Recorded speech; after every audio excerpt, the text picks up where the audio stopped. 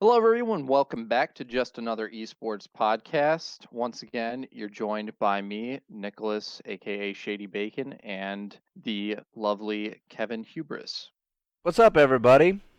So, in this episode, once again, we're going to be going back to Call of Duty and we're going to be looking back at the CDL London homestand event that we just had, and we'll be giving our predictions for the up and coming Atlanta homestand event that should be happening this weekend. Fingers crossed on that. I know there's some issues going about with custom lobbies, with crossplay, but with how big this league is and the amount of time leading up to it, I do think that's something that Infinity Ward would be able to hash out. And if worse comes to worse, I guess they'll just have to go back to kind of how these lobbies were ran when it was only PlayStation, which, I mean, you have Paradox as a spectator. I don't know who the other four spectators are. I believe they're five, but I know that at least he'll be fine on a PlayStation controller. And I think actually some of the spectators are using PlayStation controllers on the PC, so maybe they'll just have to swap that out if they aren't able to fix it in time. But without further ado, we'll jump right into the London event. We saw some great matches from this event. And starting off on the Saturday, maybe not such a good event, at least for Paris, we had the Paris Legion versus the New York Subliners. New York Subliners would eventually take that series 3-1 over the Paris Legion. And I would say probably a relatively impressive game, barring their subpar performance at Minnesota over Paris, who is 2-0 after the Minnesota weekend. Yeah, this is definitely something that we talked about before with inconsistencies in Paris Legion.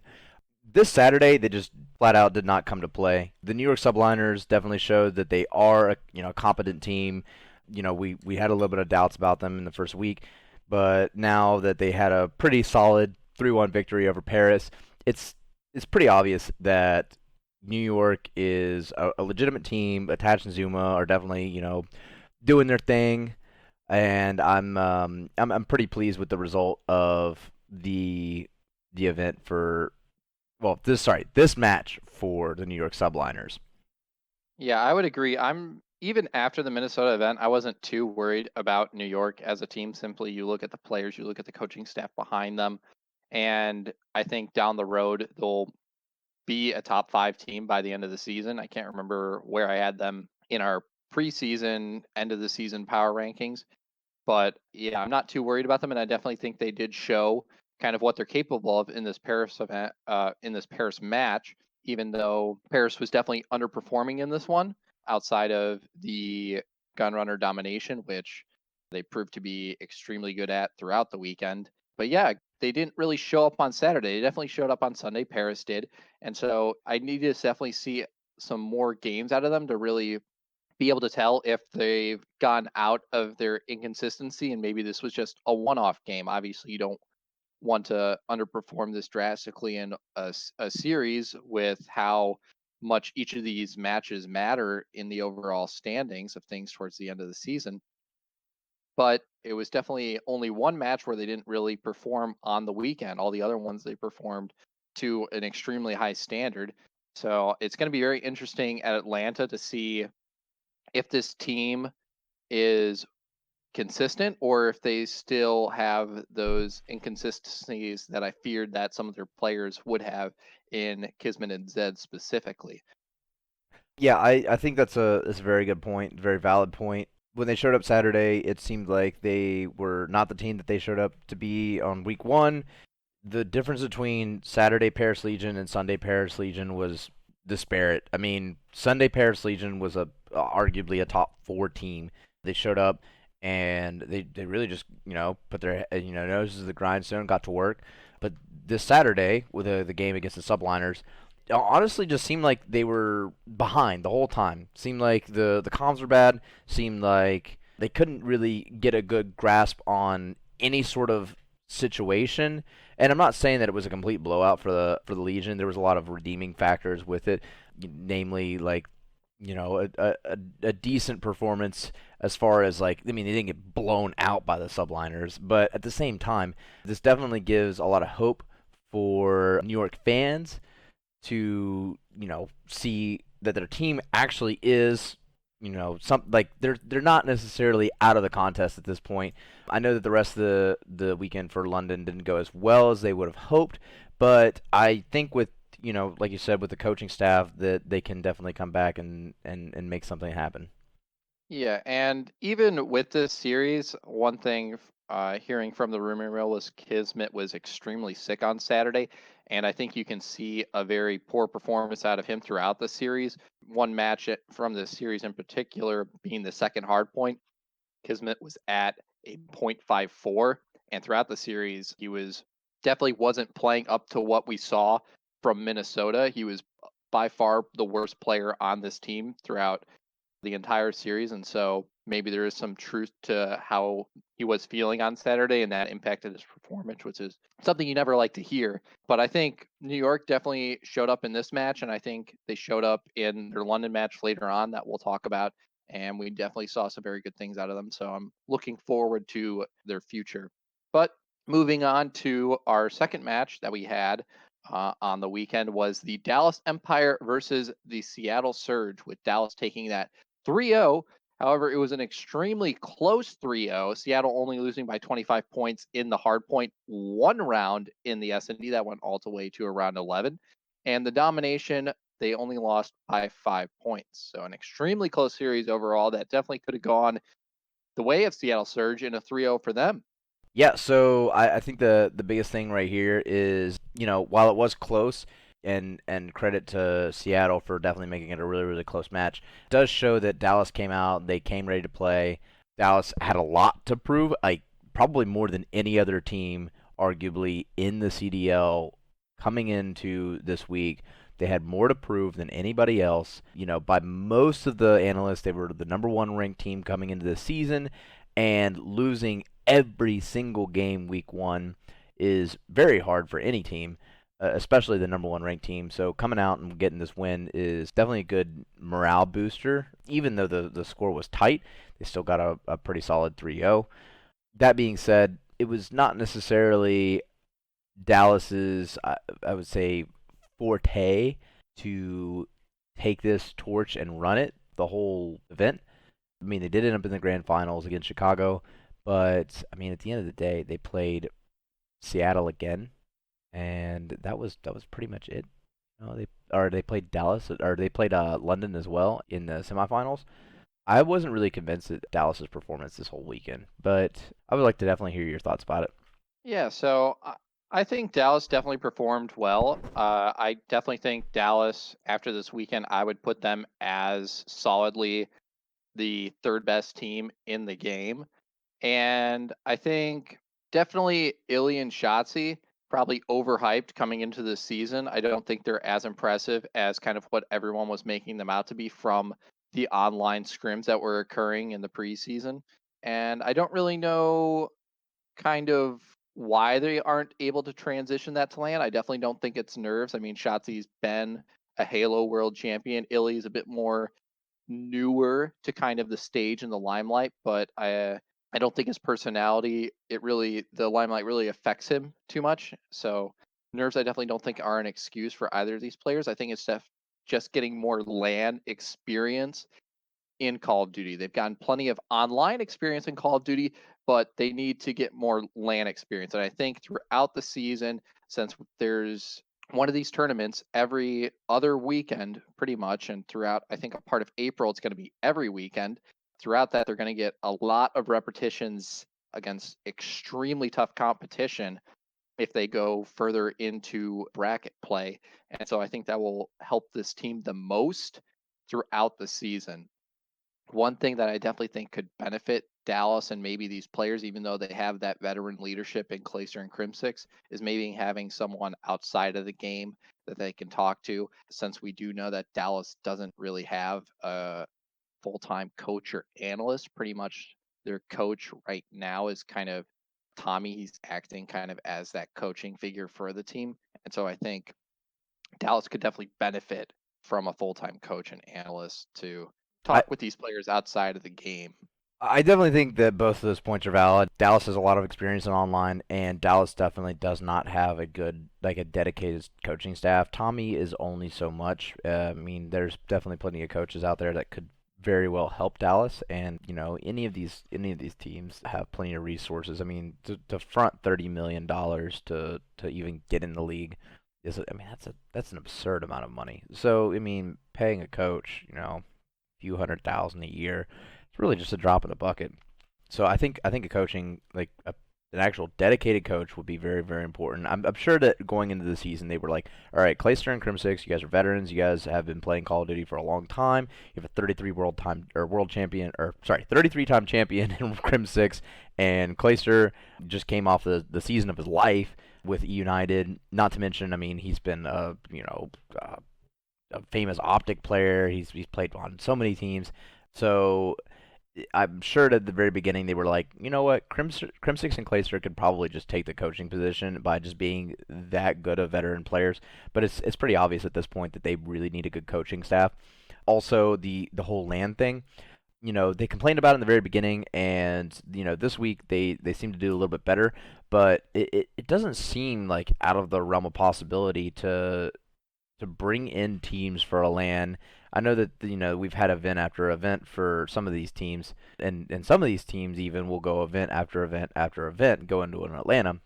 But you have to at some point, take a step back, evaluate, and say, all right, we need to have a LAN. We need to have some sort of like LAN boot camp. We need to, take a week and just invite a bunch of, invite a pro team, or even just invite a challenger team. There are plenty of good challenger teams there that, and I'm sure because you're a tournament organizer for the challenger teams. There's plenty of good challenger teams out there that, while they wouldn't necessarily be a professional team, they could definitely give a professional team a run for their money. They can take a map off of a professional team, and I think that is valuable enough for both teams, and it's a pretty amicable agreement, and that's something that I think a lot of these pro teams aren't utilizing right now. And I think Dallas, even though their chief complaint coming out of week one was we didn't have enough land practice, land's so much different, et cetera, and a bunch of other really unsubstantiated complaints.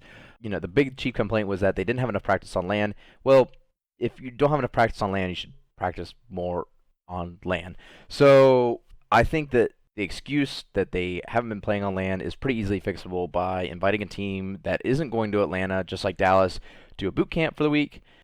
Potentially inviting some challenger teams that aren't going to Atlanta to a boot camp and getting some land practice in, because I think that's really really important. Yeah, there's definitely plenty of good challenger teams out there, such as Singularity or Team War, and I would go as far to say as some of those teams could take series off of some of the ones in the Pro League, certainly.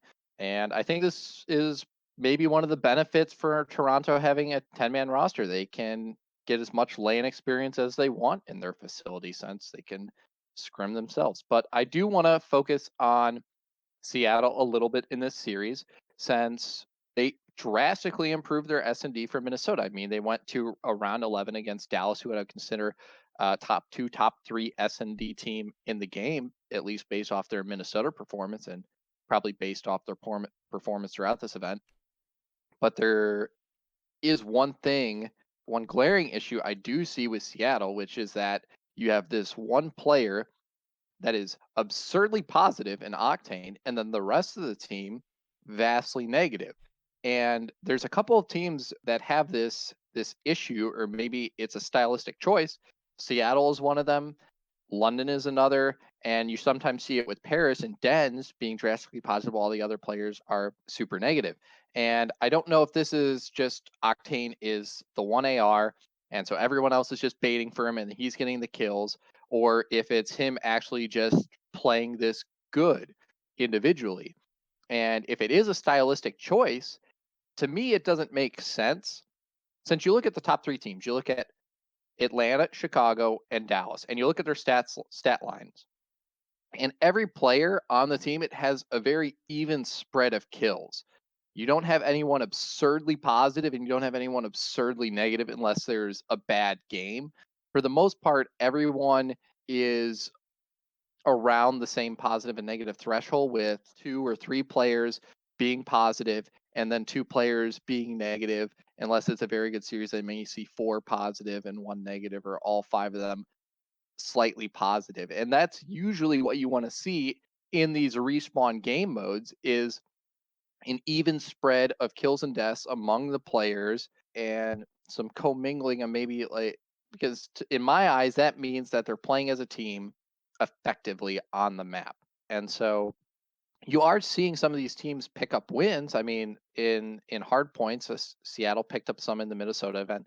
London has picked up some, and Paris has picked up some with this strategy of four super negative players, one absurdly positive player. But against the top teams, it doesn't seem to be working. It seems to be working against some of the lower echelon teams, but not these top teams. And so I am curious to see if these teams change their strategy, if it is a strategy and not just those players underperforming and the one player overperforming potentially. And so it should be very interesting to track throughout the season how often this occurs and how often they either win or lose to a team that has a more even spread. Yeah, I think that's a good point. Right now, you're seeing two kind of different spheres of strategy. You're seeing some of these teams like Paris and London and Seattle, where you have the AR that just kind of goes off and sort of does it all as far as the slaying power goes. And you have everybody else who kind of just fills in the utility purposes and tries to fit in whenever they can. I think that you see one side of that, and then you see another side where you have a decent roster, solid five, like Chicago is the perfect example, Atlanta, Dallas even, where you have five players that at any time any of them can go off. There's a really good team chemistry, and I think that you have to play to the strengths of your players, and you have to understand, some of these players do have limits. Look at Optic, for example. Optic has JCap, and JCap is never going to do anything other than just kind of like sitting on the hill for Optic. They have to depend on other players to really kind of pick that up. So I think that some of these teams are realizing that, and they're saying, all right, cool. For example, with Seattle. All right, Sam. All right, Octane. You are feeling yourself this game already. He pulled a 1-4-1 over the weekend, which was the highest kill death of any player that came into London. Pulled a 1-4-1 for the weekend. Felt good about it. He was definitely able to kind of pick things up. What we will see, though, is that teams like Seattle, teams like Paris, and teams like London drop the ball whenever they played teams like Dallas or Chicago, where they have five solid players. So I think that it's not necessarily the highest tier strategy, but I think that's something that they've had to say, all right, well, this is what we have right now, and this is how we're going to have to play in order to be competitive. So it sucks that we see that, but it's already we're already starting to see the data reflect that there are definitely two spheres of strategies within the CDL. Yep. And one thing that Seattle does at least have going for them is their domination. They performed very well throughout the weekend in that game mode. The only one they have lost so far, they're currently 4-1 in the game mode. The only one they lost was to Dallas in this series, but it was a very close match. They only lost by 5 kills, and they got outslayed by 19 was the kill differential. So pretty good for that kind of disparity in the kills. But moving on to our next series that we had, the Chicago Huntsmen versus the LA Gorillas. Chicago ended up taking this series 3-0 over the LA Gorillas. Maybe not too surprising in that matter. Potentially Gorillas could have taken the S&D, but Chicago's made some drastic improvements to their S&D. They took it 6-3 over LA Gorillas, who was very impressive S&D team from Minnesota.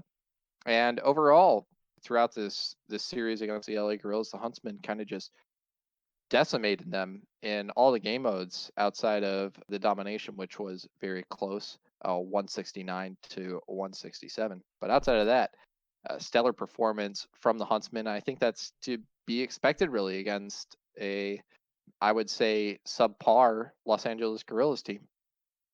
The only thing I really want to say about this match, and I think the only constructive thing I can say about this match, because I don't believe a whole lot in the LA Gorillas, and I think that the team is going to be drastically different come into the season if they're going to want to be a competitor. I will say that Chicago definitely has stepped up in their search and destroy. If you take a look at what they've been doing in scrims and everything, since they're very open about all their streaming and all of that stuff for scrims, they produce more content than any other CDL team right now. So Chicago has been focusing primarily on search and destroy, and it really showed with this event, or sorry, with this match. They took a very decisive 6-3 win over the Gorillas, who, you're not wrong when saying it was probably their strong point, but at the end of the day, we're talking about the strong point of a very weak team. This was a pretty decisive 3-0. I know that we both had 3-1 because we weren't sure how well Chicago was going to adapt to the search and destroy game, but it seems like everything's kind of fallen in place, and everybody just seems to sort of get what other players are doing. And I think that was something that might have been the issue in the get go was it was probably still like a little hiccup in chemistry, and they've started to kind of feel themselves now that they had their first land under the belt, and they kind of have an idea of what they need to be working on moving forward. Yeah, I think it also is them actually putting in S&D reps, since I do remember Scump saying that they were just under practice in that game mode. But one thing I do want to pose the question, when do you think Aches is going to get subbed out of this LA Gorillas team, or if he will? That's a great Because question. I do think it's a very interesting point, since he has been the worst player at 2 events in a row. However, he is the in-game leader on this team, and I don't really see anyone else on this team that is going to be making intelligent calls in the hard point and the domination. You have Saints, he's not going to be saying anything useful. Decimate isn't really that loud of a player in my eyes. Lacefield's probably just going to be saying incoherent things.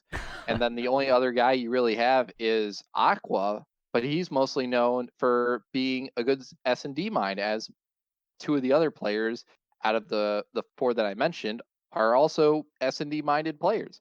So Aches is really kind of, in my eyes, the only good voice in the respawn game modes. And so it'd be very interesting if you go for that leadership aspect in the respawn, or if you just go for the straight slaying power that Blast would provide you, and also probably maybe improve your S&D even more. So I definitely think it's more of a win rather than if for Patrick for Aches. I think that the biggest deciding factor on that is how far out of the race are they willing to be before they sub Patrick out. It's I don't want to take any credit away from Aches. Aches has been one of the, I wouldn't say founding fathers, but he's been one of the true competitors. If there was a Hall of Fame for Call of Duty, which I'm sure there will be at some point, he 100% belongs in there. He's been an absolute competitor. He's been a thorn in some of the biggest team sides, and most specifically Optic. At this point, I don't have enough faith in Aches to continue his legacy of being that thorn in the side of major teams. He hasn't showed up against Chicago, which that's the only reason why I gave them a single win. Was like, you know what, you can't discount Aches. They don't have Optic jerseys on, but they were Optic players. Aches hasn't shown up yet. The in-game leadership, yes, it is valuable, but I would imagine that a roster mania will eventually happen. There will be trades, and that's probably whenever LA will either drop Aches or move him to a more coaching staff position. Yeah, I think they'll leave him on the team. I think they'll just sub him out, and then he can kind of fulfill a coaching role as a sub if they do need him, like if the team performs worse. But I do think they need to probably make a change very soon, as they have what, 10 points? I'm That's not a lot. No, that's definitely not a lot. I mean, there are some teams that just played in the first CDL event and have more than them. Yeah, LA definitely needs to step it up. It's kind of appalling that they are the second LA team versus 100 Thieves, and I know that 100 You Thieves mean would have. Well, Optic LA? well, no, that's what I'm saying. They're the second LA team. So I know that 100 Thieves would have probably put together a better team than the LA Gorillas, and they probably would have Oh been a yeah, little bit more yeah, definitely, organized. definitely. It's unfortunate that Nate Shot didn't win the bid, but I don't you think he put in a bid. I'm not 100% sure behind the logistics of all of it, but I do know that it was pretty disheartening whenever they weren't able to put together a second, or they weren't able to put together a team, and this is the other LA team that you've put on the stage. Yeah. It just seems It's you shoddy. kind of have you kind of have the light, which is Optic LA, as much as I don't really like to say that. You have the light, and then you have the dark. And it's actually kind of like the state of California. It's all sunshine, but actually it's just pure evil. So I think it symbolically it makes complete sense. But I think unfortunately, yeah, the team's not that great. I think you're reading into it. I think it's just that Los Angeles has a lot of money and you have a lot of venture capitalists, and it's very easy for them to put together two $30 million teams. I'm gonna go with the symbolic meaning You gonna go behind with it. some symbolism? All right. Well, Yes. by all means. All right. Let's go ahead and move on to the next one with Yes, London and and so this Toronto. yeah, this is the first series that we disagreed on who would make it out of it. And so up to this point, we were both 100% on our predictions. After this series, though, I'm the one that stayed at 100%, at least currently. I had London taking it 3-1 that they did over Toronto. You had Toronto taking it in a close 3-2 series. Definitely could have gone that way. The first hard point in the S&D were both very close, and so definitely could have gone to a game 5. However, did not, and London Royal Ravens took that over Toronto in a 3-1 fashion. You know what? I do want to defend myself here a little bit on my prediction. For those watching, I don't think anybody here really predicted how crazy that London crowd was going to be. And I think that generated a ton of home field advantage for London Royal Ravens. I mean, that crowd was nuts. Absolutely insane. The electricity, the feeling of the crowd was felt over here through a stream in America at like 8 in the morning. I was hyped up at 8 in the morning just drinking my coffee. And I didn't even need to drink my coffee because the London crowd was tossing a beach ball and yelling at the casters the whole time. It was great. It was a fantastic time. So I do want to defend myself and say that I did not anticipate that crowd being that electric. And I think that Toronto is not a terrible team, but London definitely had the crowd behind them there as Yeah. anticipated, and it definitely played in their favor. Yeah, and actually, I'm gonna take back my remark about this being a close series because looking at the numbers, it actually wasn't very close, and these are the reasons why. In the hard point, even though it was 250 to 221, London got outslayed by only 2 kills. However, they won by 29 points. Okay, that's somewhat impressive, not too crazy. Right. The Azir Cave hardpoint, they outslayed by 3 kills. They won by 69 points. Pretty much even kills, yet they won by 70 points. And I would consider anything above 40 points a good chunk of change. And for a game to be that even and London winning by that amount is fairly impressive and shows some issues potentially with Toronto's hard point, which I think obviously we can say that they aren't a very good hard point team. And then one other thing is with domination. London got outslayed by 30 kills. 30 kills they got outslayed by in the domination, and they only lost by 36 points. Yeah, that 36 points in a domination, that is quite a lot if you look at the time.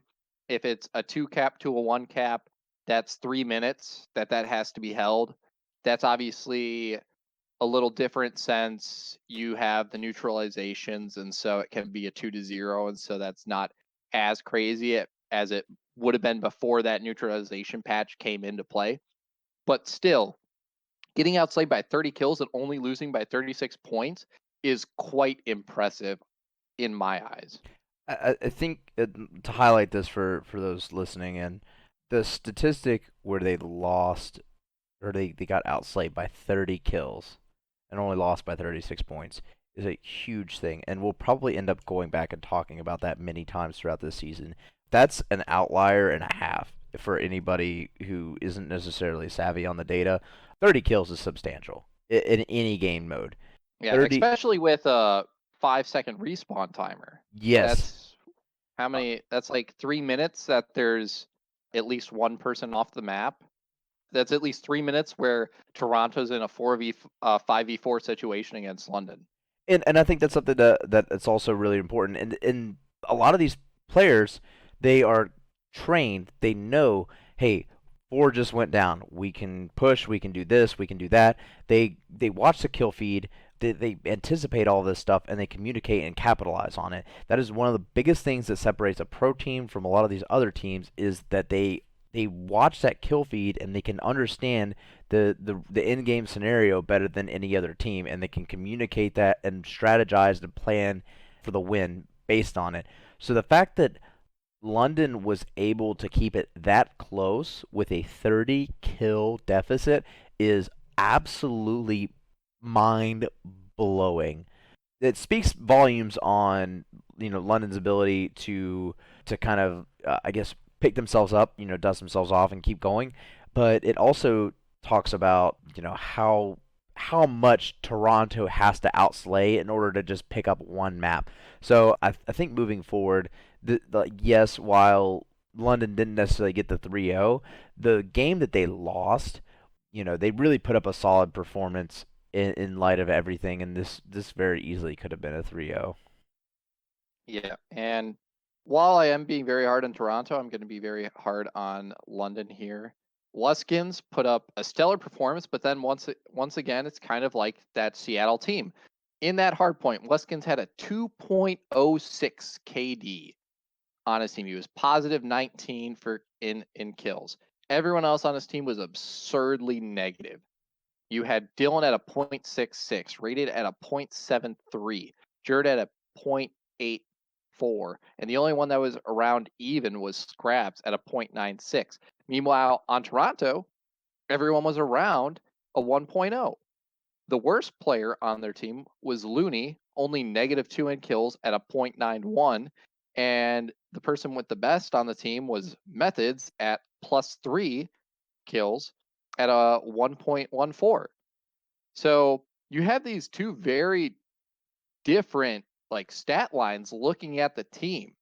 And I think the reason London came out on top in this series is simply because the players on Toronto just aren't good enough to battle against that weird play style of this one player just going absurdly positive while the rest of the team baits for them. I look at Toronto's roster and I'm going to use an analogy for this, but so Toronto's roster is kind of like when you see those quizzes where it's like, all right, all these players are $5, all these players are $4, all these players are 3, 2, 1, or whatever. Toronto looks like their entire roster is made out of $3 and $2 players with like a couple $1 players thrown in the mix there.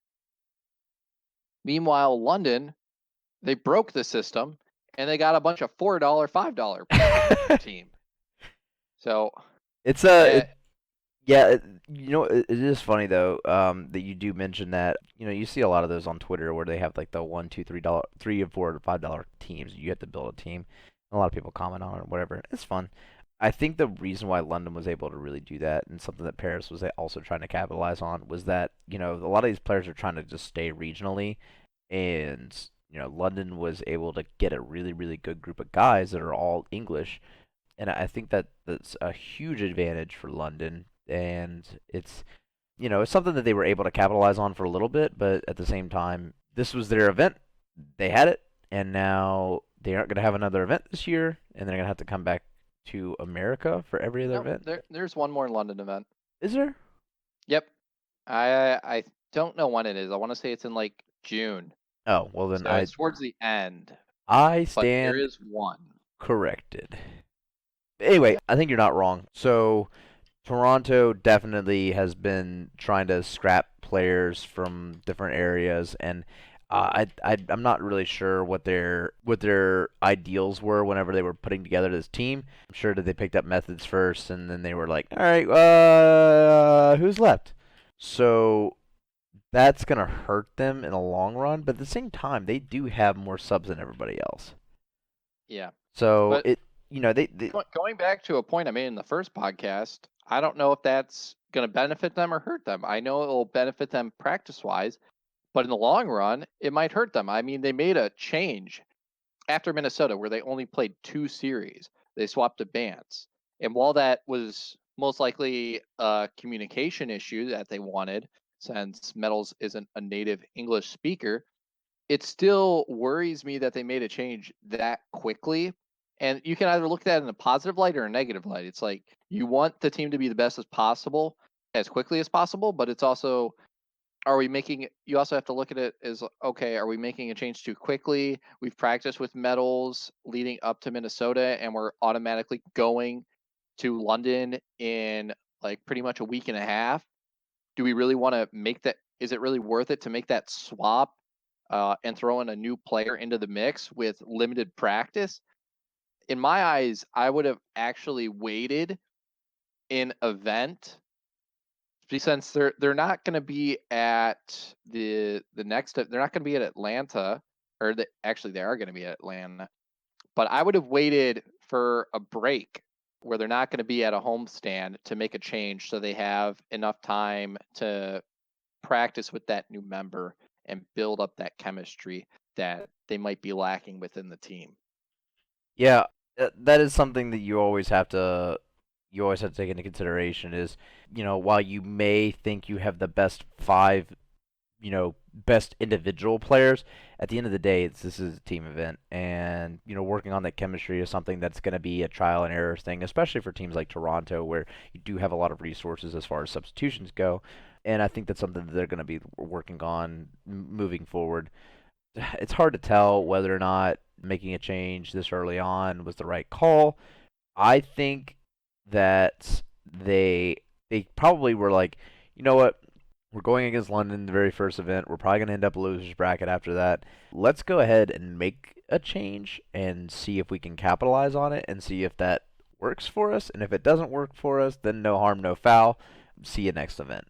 So I think that's probably Toronto's kind of mindset moving forward. So I'd like to say that Toronto is, making the right steps moving forward, but it's not really likely. Yeah, it'll be interesting to see how that roster plays out throughout the season. For sure. But moving on to our first winners bracket match, the first time that the Chicago Huntsmen will face the Dallas Empire during this past weekend. You had the Chicago Huntsmen taking it 4-1 over the Dallas Empire. That is both something that we predicted correctly. You said it was going to go to a game 5. That very likely could have happened. The S&D was extremely close. That's the one game mode I thought Dallas would have taken over the Huntsmen, but the Huntsmen improved drastically from Minnesota to London, and they took that 6-5 over the Chicago Huntsmen, or over the Dallas Empire, excuse me. Yeah, so I think the big things moving forward, since we're gonna talk about Chicago Dallas again, I think the biggest thing to take out of this map specifically was the search and destroy performance turnaround that Chicago put on against Dallas. The first week Dallas showed up and absolutely destroyed Chicago in a very convincing Arklov hard or search and destroy, where Chicago picked up all the respawns. Dallas at least squeaked by and picked up the search in a very definitive fashion. This week was different, or sorry, this game was different. Chicago definitely showed up to play. It's very obvious that they worked very hard on their search and destroy, and it was nice that Dallas picked up a game against Chicago, but I'd imagine that moving forward, this is definitely going to be the rivalry to watch for the whole season. Yeah. And one thing actually in that S&D that I find somewhat interesting is how well Scump performed throughout the weekend. I mean, he was by far the best S&D player on the Chicago Huntsmen, which usually isn't something you attribute with him. So if Scump's performing as well in S&D as he currently is, and he continues that throughout the season, that's a very good look for the Chicago Oh Huntsmen. yeah, he was going like 10-1 against the London Royal Ravens or later on in the tournament. 10-1 in Uh, a search. you mean Paris?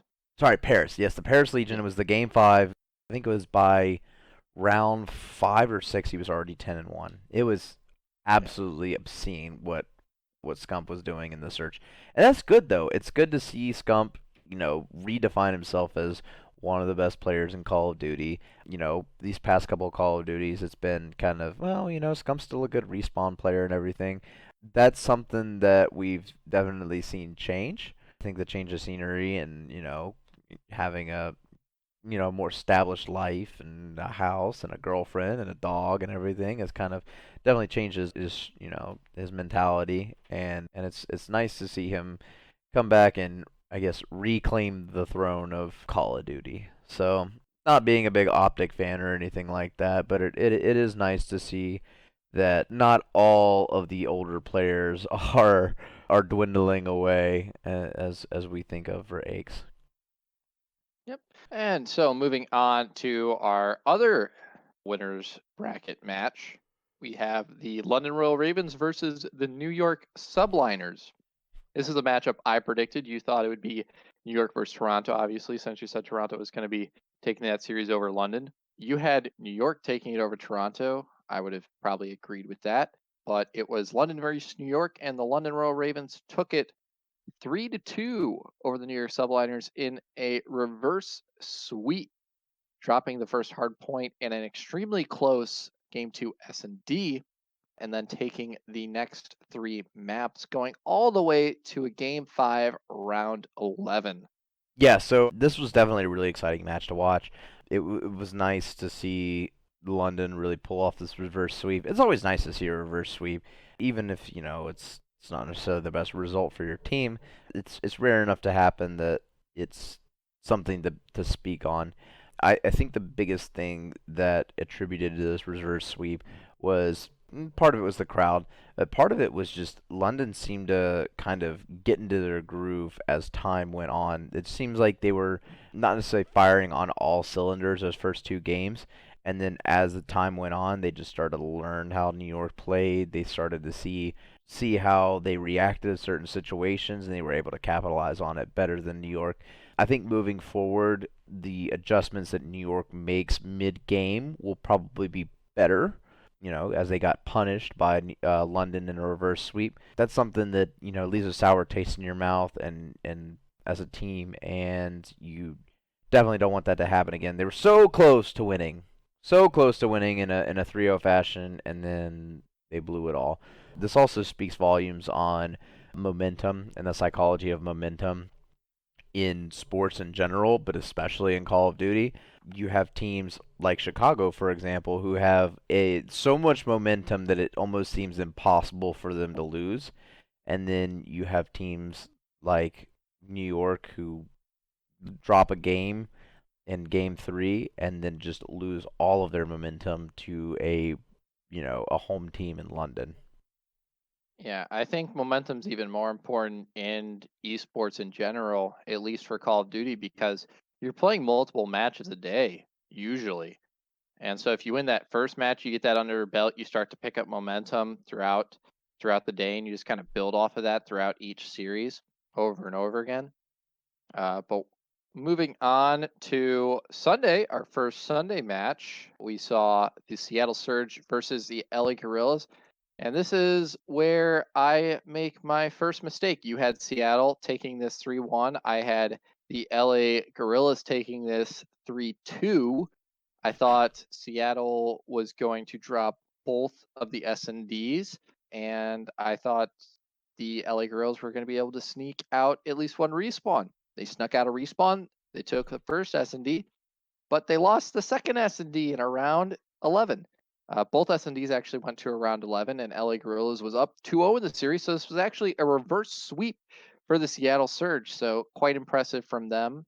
A bunch of these players are very experienced and have a lot of years on their belt. So maybe not as impressive that they're able to pull off the reverse sweep, but nonetheless, I would say their S&D was at least quite impressive in this series, as I would put LA Guerrillas as one of the better S&D teams out there. Yeah, I agree. I think that, our first week, our first impression was that LA was a very, very good search and destroy team. Having having a very veteran player in Aches definitely makes search and destroy a lot easier because you can, he has that sort of like sixth sense for how teams are going to react to certain situations, what happens whenever you get the first pick, et cetera, et cetera. I mean, he has the reps because he's had the years.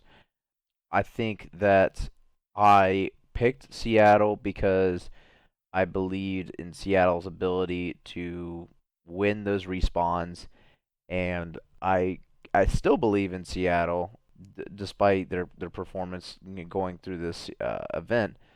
I think the biggest thing that Seattle has to work on is still search and destroy, but it was very impressive that they were able to peel a search and destroy off of such a team like the Gorillas. Yeah, and Seattle, I wouldn't say they're necessarily a bad S&D. Obviously, they still need to build off of it since currently their record in it is they're 1-7. They're 1-7 in search. They've lost 7 search and destroys. They've won 1. So not a very good record there.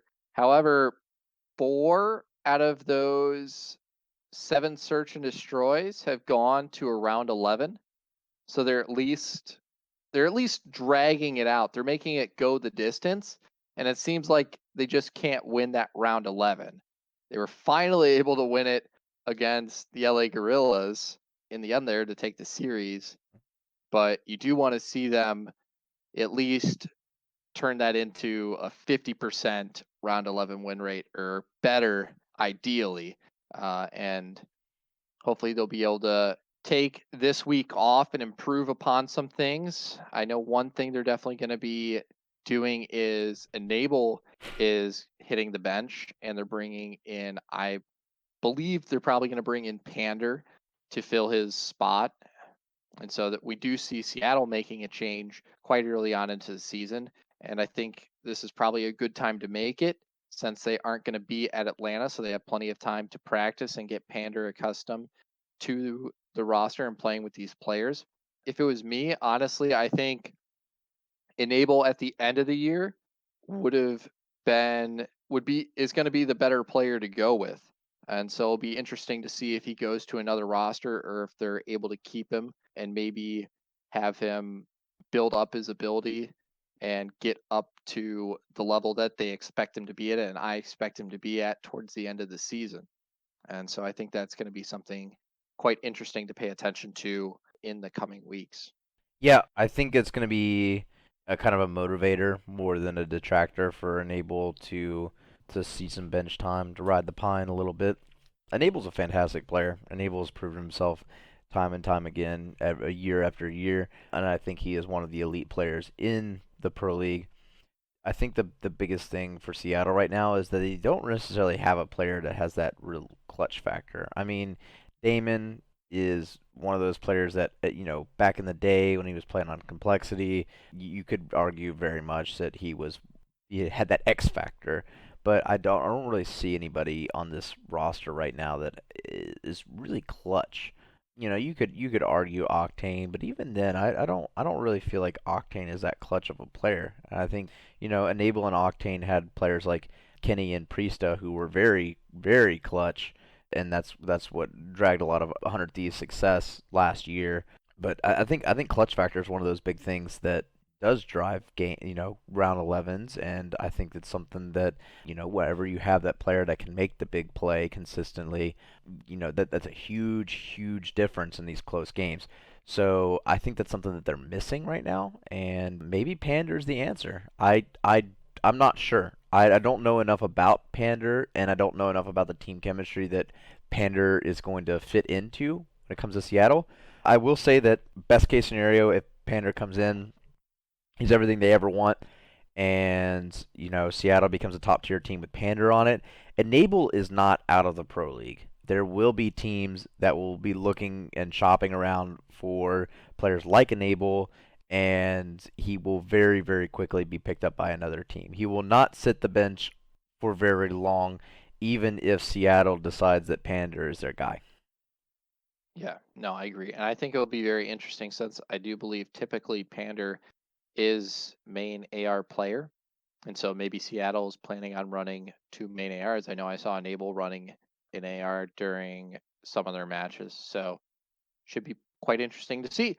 But moving on to our next match, we had the Paris Legion versus the Toronto Ultra, and Paris took this series in 3-1 fashion over the Toronto Ultra.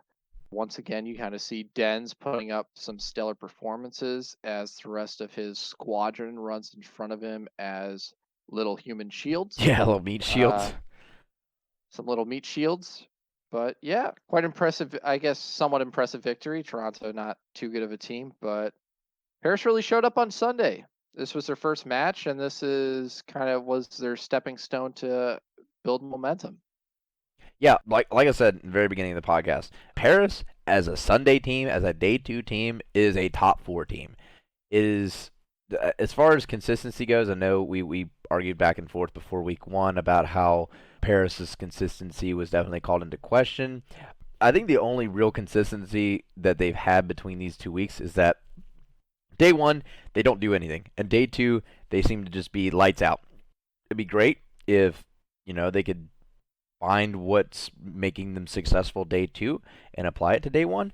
But as far as the series goes, Paris picking this up is a big deal for them, and this is something that should be a motivator for them moving forward. While Toronto isn't necessarily the best team, and I would argue that they're probably one of the worst teams right now, you know, Paris really showed up to play, and Dens, oh my God, Dens is just absolutely unreal. It seems like he's flying around the map. He's not sent, flying around the map, but he definitely seems like he's in the right place at the right time so many times.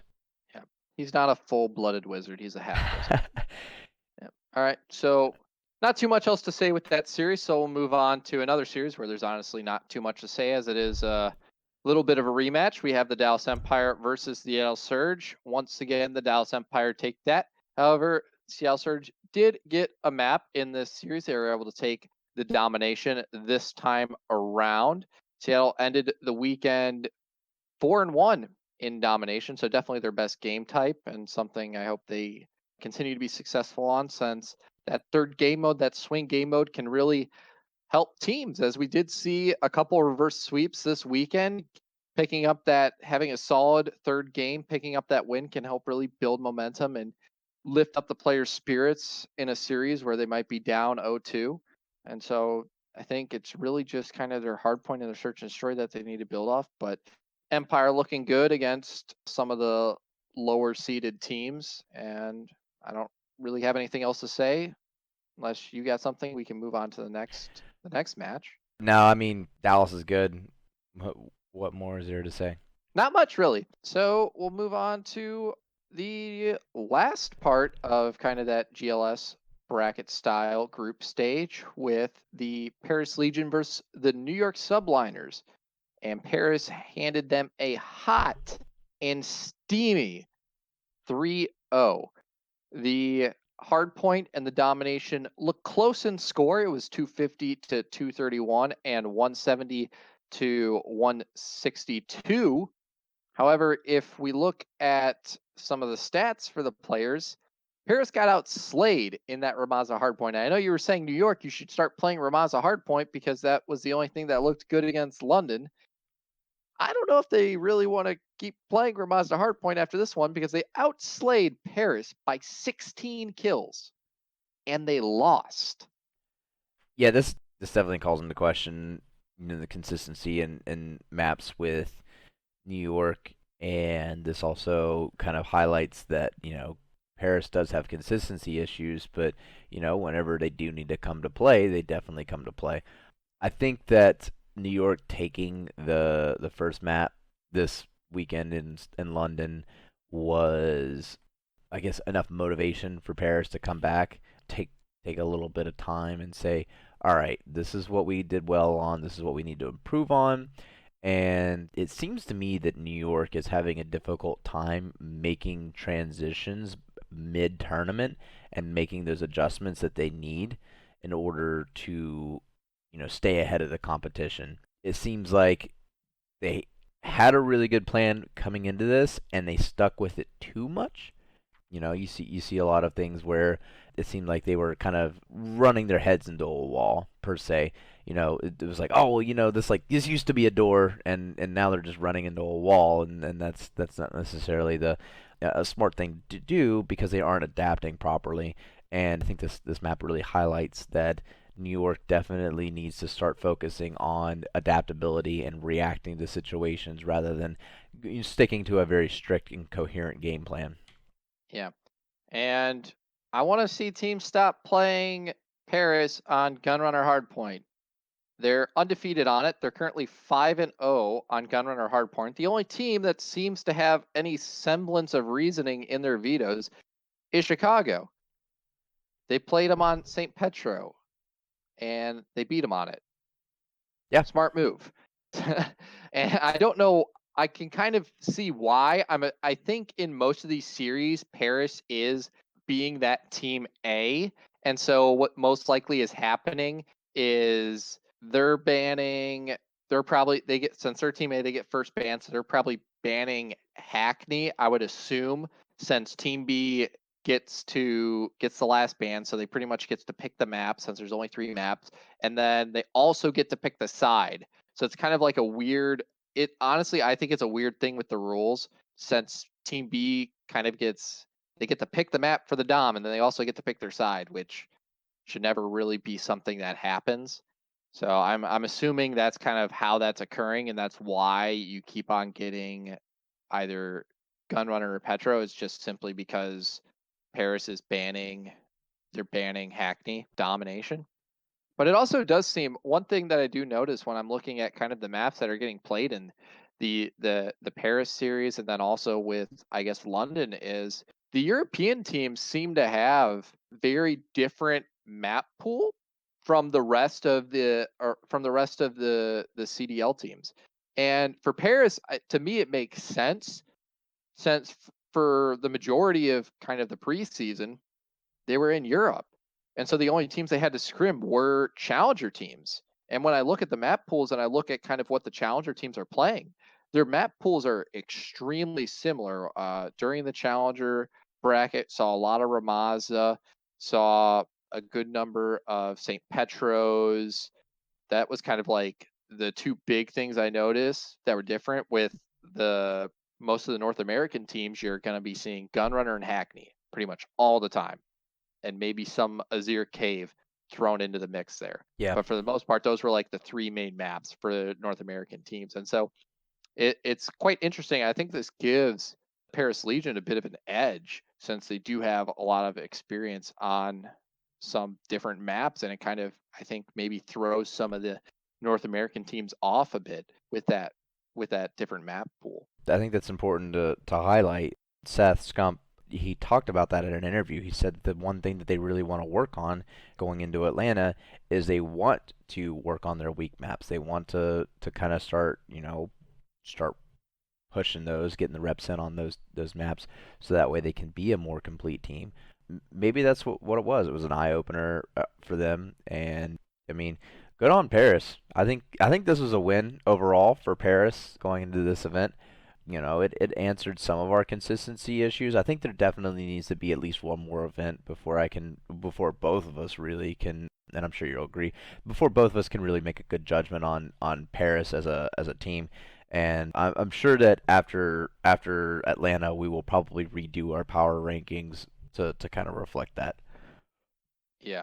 But moving on to our first semifinal match, we had the London Royal Ravens versus the Dallas Empire. And I had London taking this 3-2 over Dallas, and they were so close in doing so. They actually probably could have taken it in a 3-0 if they really wanted to please me. Unfortunately, though, Dallas took it the distance, and they did win it out in the end in a reverse sweep. Incredibly unfortunate. Ideal scenario definitely would have been to have London versus Chicago in the finals. Unfortunately, we got another rematch of Chicago versus the Dallas Empire. But I do want to talk about this series just a little bit. First 2 maps incredibly close. Ideally, this also could have been a 3-0 for the Dallas Empire with how close the first hardpoint and the first S&D were. The first S&D went to a 6-5 in favor of London Royal Ravens, and the hard point was 250 to 242, also in favor of the Royal Ravens. But after that, it seemed like Dallas just turned the key, ignited the ignition, and kind of just blew past them in the rest of the maps. They weren't even close, to be honest, outside of maybe you could say that last S&D, but even that Dallas won in 6-4 fashion. So Yeah, I think while this was a close series, any game five is going to be, it's certainly a close series. Dallas definitely showed that they are who we thought they were in the preseason. I think that London isn't out yet, but I think that Dallas is definitely showing that they do have what it takes to be the best team in Call of Duty. It just the biggest thing, like we said, was it matters on coaching and it matters on getting in the land reps. They're there. They're close. I wouldn't say they're there. They're definitely close. But we'll talk about, Chicago and Dallas in the grand finals here in a little bit. yeah. And one thing I want to point out just very briefly, since I've been talking about kind of the kill differences to point differences in the hard points and the dominations, just basically in the respawn game modes. In the first hard point, the one that London won, they outslayed by 14 kills, but they only won by 8. In the second hard point, Dallas only outslayed by 4 kills, yet they won by 55 points. So I think a lot of this just came down to the differences in how these teams play, and probably also something to do with a little bit to do with the strategy, how Dallas plays the map. But these two teams definitely have very different kind of play styles, or at least how the kills are getting divided up amongst the players. And I attribute that maybe to kind of why you're seeing this kind of consistent thing in the score lines with the London Royal Ravens on how the kill differences and the score differences are matching up and having these very weird values there. Yeah, I'd have to agree with that. Okay. So, done with the first semifinal, moving on to the second semifinal, which was also a game 5. Did not expect that, but it was Chicago taking it over Paris in the end. And this was the first time Chicago lost a hard point. They lost 2 in this series. Up until this point, they were undefeated in hard points. They were a perfect 6-0. Now they're currently 7-2 in hard point. So Paris definitely showed up in this series, at least in the respawn game modes. Actually, they kind of only really showed up in the hard points, to be honest. They got blown out in the domination, 215 to 110. That was nowhere near close. And neither of the S&Ds were very close either. Huntsman took it 6-2 in the first one and 6-0 in that game 5. Yeah, the that game five was definitely something that I've already seen so many YouTube videos on. A lot of these content creators are taking it and saying this is how you are supposed to be playing search and destroy in Modern Warfare. So the fact that it's now being epitomized as perfect search and destroy play, that game five, is it really speaks volumes for how drastically Chicago has changed as a team from week one to week two. And I'm very excited to see how much they change going into Atlanta.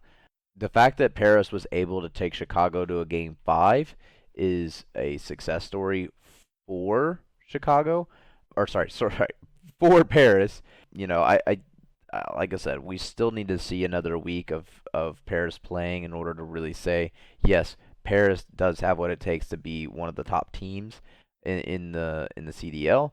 But neither of us were really surprised whenever Chicago took home that nice win in the semifinals to put themselves into the grand finals, as you will see by our predictions. Yeah. And some people might say, "Oh, Chicago can bleed. Paris almost took this series." But when you want to look at these hard points, and you really kind of want to look at the score lines of the players. In the first hard point, Arcides went 14 and 31. He was at a .45 KD. The only two players that were positive on the Chicago Huntsmen was Formal and Envoy. Scump was at a .65 and Gunless was at a .82. They got absolutely demolished in slaying for that hard point. They got outslayed by 32 kills, yet they only lost by 34 points. So to backtrack, Chicago is one of the premier respawn teams, and the fact that Yes. Paris was able to peel some games off of them doesn't necessarily mean that Chicago is a weak hardpoint team. It's not like they Yes. stopped focusing on the hardpoint. Yes, our season Scump had I would say a bad game. That happens. It does happen, Yeah. and the fact that they were able to kind of refocus and take the series overall does speak to the resiliency of this lineup. They are destroying other teams in respawn though. They're Yeah. it's not even fair in a lot of these games, and it was very obvious in the domination whenever they like it wasn't even a game. Like I'm pretty sure that Paris during the second half could have put their controllers down and would have had the same result. So Chicago definitely picked the momentum back up and then took it into the grand finals with them, as we will see just in a little bit. Yeah, and I don't want to discount Paris and kind of how well they performed on the weekend. I think they definitely performed extremely well. And if they can match their Sunday performance throughout the season, I think they could definitely be a potential top four team throughout the season. But I did notice kind of these numbers, and I wanted to bring them up because I do think it's quite significant. And maybe it has to do with the maps. You have Hackney Yard, which I think is the smallest competitive Call of Duty map that I have seen in a long while. And then you have Gunrunner, which is also more of kind of a fast-paced skirmishy map. And so it's going to be very interesting to see if kind of this only really happens on Hackney and Gunrunner, where you see these massive kill discrepancies, yet the game is overall extremely close. And maybe it's somewhat different on Azir Cave and Ramasa, where you have a little more long range. You're able to, it's not as scrappy, perhaps. And so maybe less kill differences might yield some larger differences in the points overall, simply based on what lanes people are able to hold down, if it's fighting on rotations over fighting on holding a hill, since you have these longer range of sights on those maps. So I think that's something that definitely will want to pay attention to throughout the year. Yeah, and as these teams started to develop our identities as far as what they ban and what they veto, you'll start to see a little bit more strategy go into that. But like I said, this was definitely a great weekend for Call of Duty, and it definitely brought in a lot of things, brought a lot of questions going into Atlanta, but it also brought in a lot of answers going into Atlanta as well. And I think Chicago was more answers than questions. Yeah, and one answer that we definitely know is Chicago doesn't like Ramaz Hardpoint. They have yet to play it, and I guarantee they banned it in every single one of their series. Which Uh, totally fair. yeah, totally fair to be honest. You're allowed a ban, so you might as well use it for whichever map you don't like. Just a little tidbit of information, I think, there, though. And so, with that said, we'll move on to our grand finals, where we did see a rematch for the third time this year already, the Chicago Huntsmen versus the Dallas Empire. And this one was a swift yet close 3-0 for the Chicago Huntsmen. Yeah, you sounded kind of negative whenever you said that this is the third time that they played. I want to keep seeing Chicago and Dallas play.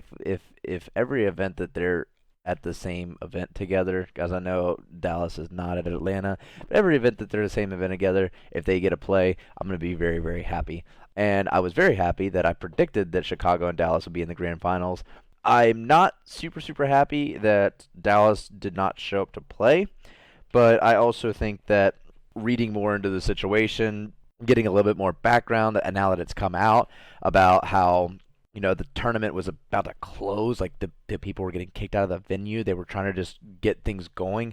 We had the whole scandal with the gentleman's agreement being broken, where Arcides ran the third stun, in that matchup, and then just Yeah. so many things that went on with this, and it very easily could have been a different result if there wasn't so much rushing that went into this. Like Dallas did not have a warm up or a sufficient warm up prior to this event, or sorry, prior to this match.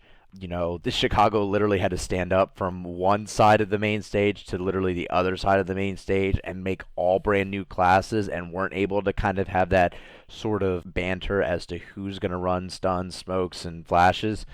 There's so many things that went on with this that now that I've started to pick up the backstory, it kind of it shows that this whole new setup with the commercialism and all this stuff is kind of starting to bite them in the ass a little bit, and the players aren't really super receptive to it. So I'm not gonna put any blame on the venue, the tournament organizers, or anything like that, because at the end of the day, these guys are pro players. They play Call of Duty for a living. They play Call of Duty for 8 to 10 hours a day, sometimes even more if you're like a streamer or something to that effect.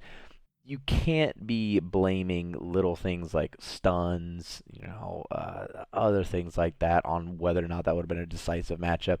But what I will say is that there were a lot of factors that went into this game that were kind of impossible to determine. Like it shouldn't necessarily have happened in a perfect scenario, but it did happen. And the biggest thing to take away from this is that Chicago is the real deal. I know that there were probably a little bit of doubts, especially from you, my friend, in the preseason. I said they'd be good at the beginning. I think they'll explode later on. Oh, that's true. That is, you know what?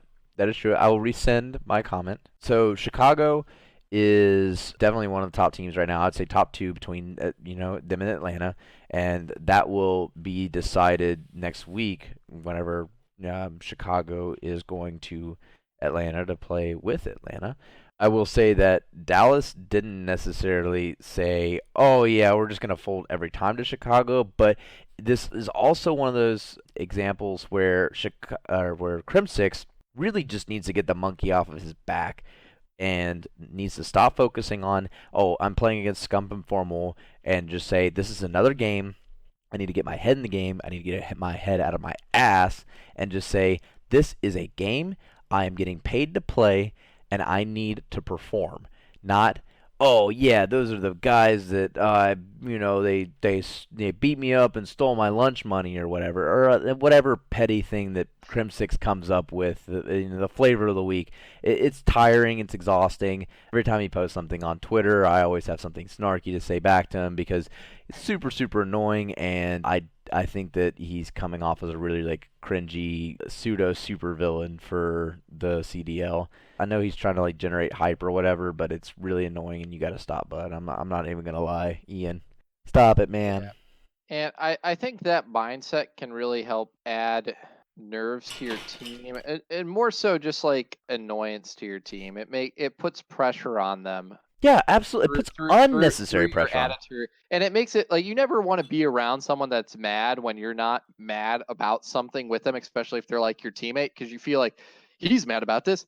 I should probably be mad about it, but I'm not. And so you're just around this person that's really angry all the time whenever you're in this Chicago Dallas series. And so honestly, it would just take me out of a solid competitive mindset at that point if that's my teammate and he's just in Yeah. this super negative zone of thought. How long is Clay gonna put up with this? Clay is one of those guys that is traditionally one of them that's like not putting up with this kind of stuff. It speaks volumes on on kind of like the change of Clayster, where he's been able to be patient with Crim6's shenanigans. Honestly, I don't think there's a better word for it.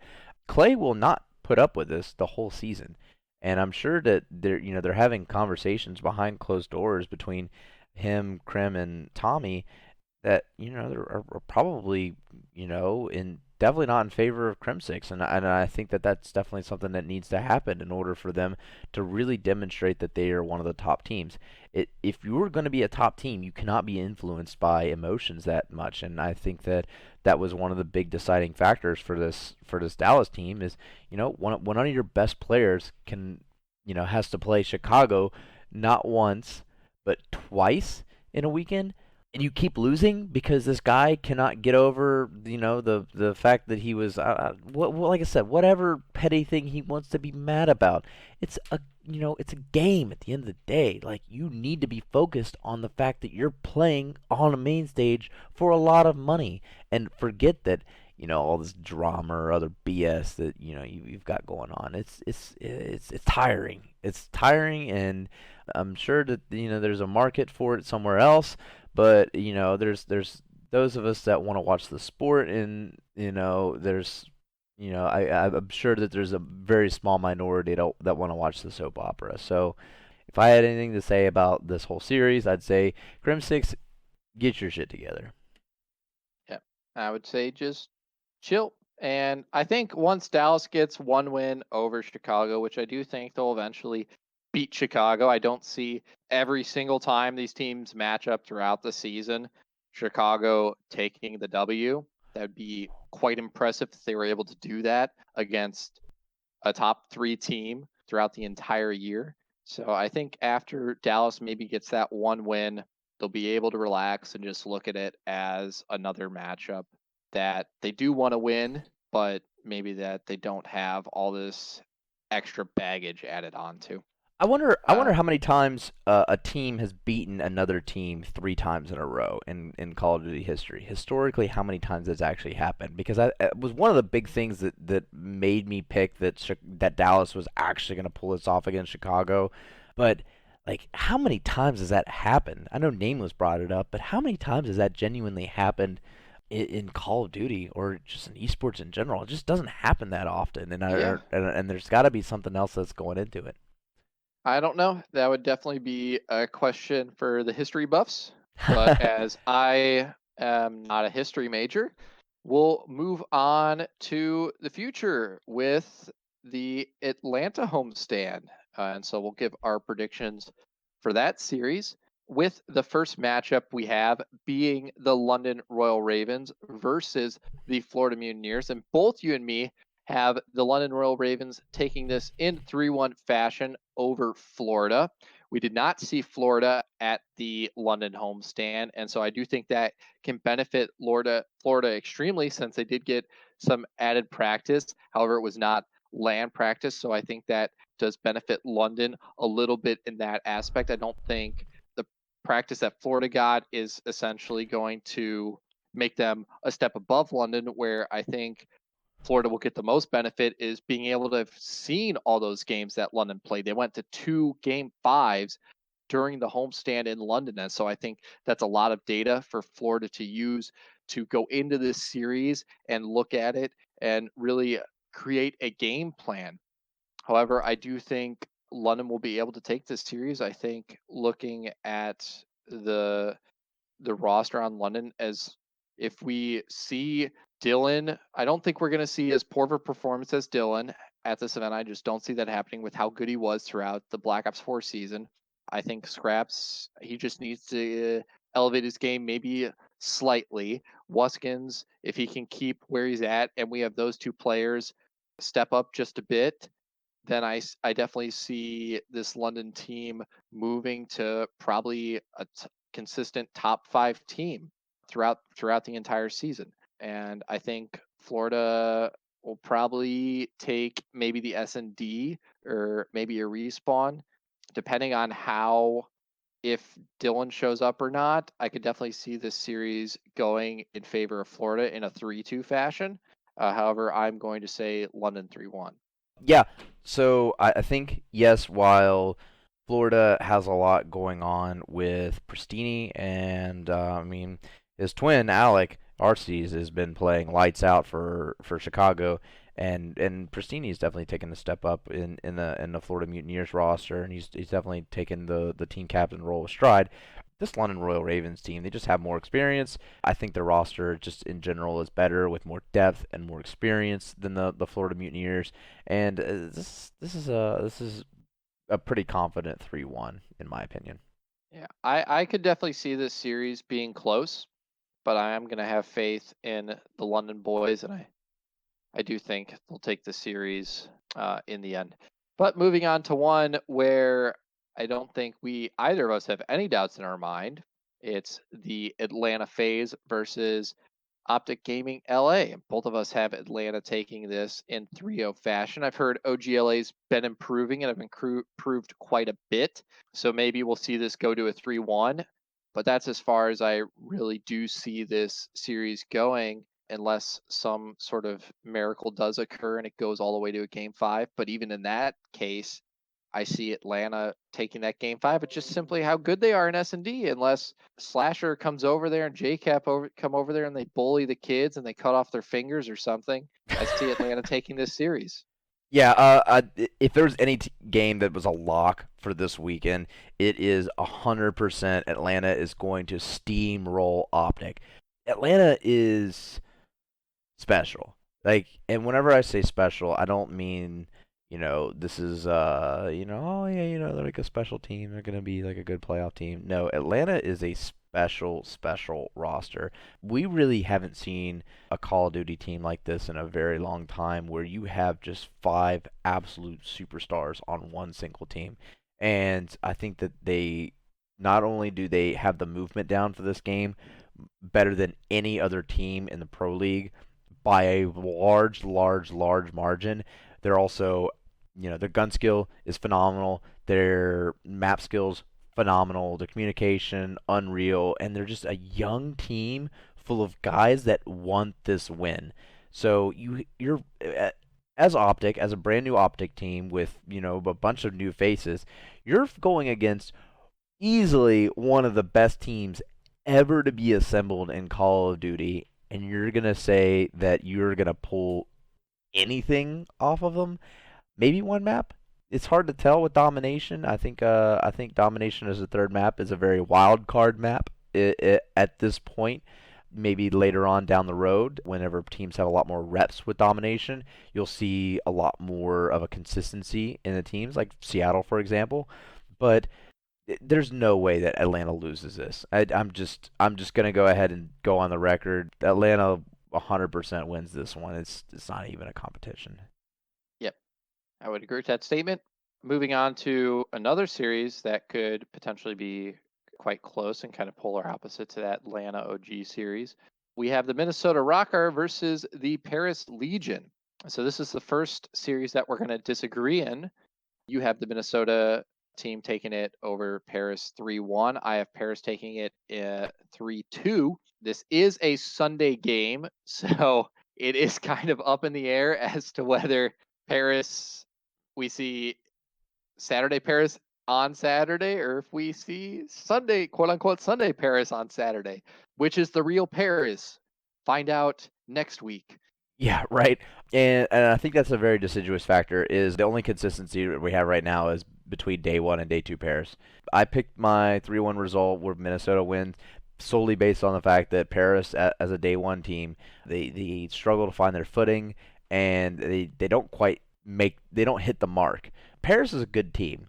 If London told you anything, London definitely told you that Paris cannot be discounted, and our initial power rankings where we had Paris. I had Paris at 11th, and you had Paris at 12th. Yep. We're very wrong. That being said, Minnesota is also a very solid team, and they've had a week off to practice. They've had a week off to really focus on the things, and they've had a week off to start. They know that they're playing Paris. They've known that they're playing Paris, and I think that that's a huge benefit to a Paris team who's had to play a bunch of different pro teams on a main stage in different fashions. So, yes, while Paris pulled off a pretty impressive game against Chicago, and unfortunately they took the loss on it. Minnesota is ready to go against this Paris team. This is a day one for Paris, and I do think that Minnesota takes it. Now, I'm not 100% sure, and you could very well be right about Paris. But at the end of the day, I'd like to stick to my guns and say day one Paris is going to lose to a well rested and well prepared Minnesota team. Yeah, I could definitely see that happening. I think why I have Paris taking, I think Paris is a better S&D team than Minnesota. I look at Minnesota's roster and I don't, S&D isn't really a word that comes to my mind when I see the players on that roster. All I really see is a decent respawn team, and Paris is a really good respawn team. And like they better ban Gunrunner, otherwise it's definitely going to a game five. And if it goes to a game five, I definitely think Paris takes it over Minnesota. Yes, I So agree. I agree. Paris is the 100% Minnesota better at search. Minnesota better make sure that they either play Paris on Petro or Hackney. Otherwise, it's going game five and they're losing. And even with the hard points, I do think that Paris could probably take at least one off of Minnesota. Yeah. So I think 100%. I'm confident. I won't say 100%. I'll say 95% confident that Paris takes this series in some shape or fashion. However, I wouldn't be surprised if Minnesota does end up taking it if we do see a Saturday Paris. Yeah, and you know what? You could be right. I'm not as confident as you that Minnesota is going to take this win over Paris. I think Paris at their best is a top 4 team, and Minnesota at their best is probably a middle of the pack team. Yeah. So I wasn't too impressed from what Minnesota was able to do at their homestand. They did yes, go 2-0. However, they very easily could have lost that LA series yes, if the banned item wasn't used in the S&D. So a little asterisk on their win there already. And the other team that they faced was Toronto, who also isn't looking like a very stellar team, to be honest. I agree. So Yeah, they you kind of definitely. look at their 2 wins and you're kind of like, oh, they didn't really win any against any really good teams. So how much stock do you put in that 2-0 record they currently have?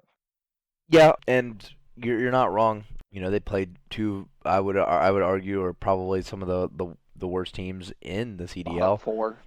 You know, the LA Gorillas and the Toronto Ultra. So it's hard to tell. But at the end of the day, they won 2 games. They're 2-0. They have a week ahead of them. So I wouldn't imagine that, this is out of the realm of possibility for Minnesota. Yep. All right. Well, moving on to a series where I don't think we really have to dispute anything. We have Chicago versus the Toronto Ultra. Both of us have Chicago taking this 3-0, and I don't think there really needs much to be said. Chicago's looking quite good. They've only dropped 2 hard points, both of those to Paris. They only have dropped, I believe, 1 S&D, and they've only dropped 1 domination. So don't really see Toronto doing anything in the series. They might be able to take one map by some miracle, but definitely don't see them taking this series in any way. I think this is going to be the time that everybody kind of, goes to get food, takes their bathroom break, et cetera, as far as watching the CDL either from home or at Yeah. This is probably in the part Atlanta. where I'll leave the stream on listening to it while making cookies in the kitchen. Exactly. Anyway, Yeah. so that's one of those things is that this is a lock. I wouldn't say it's as much of a lock as Atlanta Optic Gaming, but I would say this is just slightly below a lock for Chicago. So, I I would mean, say it's more of a lock simply based on kind of what I've been hearing in the rumor mill of how much optics improved. yeah, okay. I mean, like I said, I still think that both of those games are kind of 100% at this point. I would agree. Whenever we predicted it's a 3-0, it's almost certainly going to be a win. And our records pretty much speak for themselves at that point. Yeah, I really don't have anything else to say about this. Chicago is hands down one of the best teams in CDL, top 2. Toronto is probably one of the worst teams in CDL, probably bottom 2. Yep. I would probably put them around, maybe not bottom 2, maybe bottom 4. Okay. But moving on to our first winners bracket match, we have Atlanta FaZe versus the London Royal Ravens. Both of us have Atlanta taking this in 3-1 fashion. It's kind of hard to go against Atlanta at least winning this series. Even if London does show up and kind of have all their players perform at their highest level, I don't see them taking this series. I see it going to a game 5 if we see all the London players show up, but I don't see them being able to take the W in the end. I think this is definitely going to go back to reinforce my point about there's 2 spheres of strategy right now with CDL, and London is one of those teams that capitalizes on Wuskin's really kind of dominating, And Atlanta really just doesn't put up with that. You have five superstars on that team, and any Yeah, of you have them. 5 players dominating over one. Yeah, exactly. So simple math, very simple math. I think that they probably can peel a game off of it, just because I think that London is that good of a team to peel a game off of them. But I mean, if there was a 3-0, I wouldn't also be surprised. If Atlanta's so good. Yeah, I definitely see London taking at least one game off of Atlanta, but we also have to see that Atlanta was able to watch all of London's matches, and True. I think the coaching staff at Atlanta is amazing. You have Crowder there as well as RJ, so letting them being able to watch all of those matches that London played during their homestand, I think will give Atlanta a huge advantage and will definitely push them forward in this series even more so than the advantage that their roster already gave them. Yeah, I don't have a whole lot to say because Atlanta's really that good. But if I had to pick the game that they're gonna lose, I would imagine is probably the domination. And the only reason why I say that is because domination is still such a wild card game type. Yep. No, I would agree with that statement. That's definitely in the realm of possibility. Moving on to our others winner bracket match. I have the Chicago Huntsmen versus the Paris Legion. You have Chicago Huntsmen versus Minnesota. It's still Saturday, so it should be interesting to see if we see a Saturday Paris maybe in this second series, or if we saw it even in the Minnesota series, but they were able to take the win. Either way, though, I don't think there's too much to say here outside of Chicago is definitely going to win this series. We saw them beat Paris the first time around. I think they'll be able to beat them the second time around. Chicago was probably able to go back and look at some of the film, see some of the small mistakes that were they were making, the hard points against Paris. And I don't think we're going to see as close of a series if we do see a rematch. And I definitely don't think Minnesota is going to be able to match Chicago. Yeah, I mean, Chicago's got a head full of steam right now. They already have Paris's number. I think this is a pretty easy 3-1 in your side of the court. For Minnesota, at this point in my predictions, would have beaten a Saturday Paris, which I don't put a lot of stock into, and LA Gorillas and Toronto Ultra. So no team that is really I would consider to be one of the top tier teams. So now having an experience to play against probably the top tier team, top two for sure, in Chicago, they're going to get overwhelmed for sure. I'm sure that they're scrimming, and I'm sure that they think that they have the experience, but I mean, Dallas put it best. When you get to land, it's a different story. So I think that going into this event, Minnesota is going to be prepared as much as they can be, but at the end of the day, Chicago is just so much better. They have a roster full of great players, aspiring stars, and just, you know, fantastic duos in both Scrum and Formal and RCDs and Gunless. So, how in the world are you going to beat that? How? So, I think it's a pretty easy 3-1 for me. Okay. All right. Moving on to Sunday, no longer Saturday.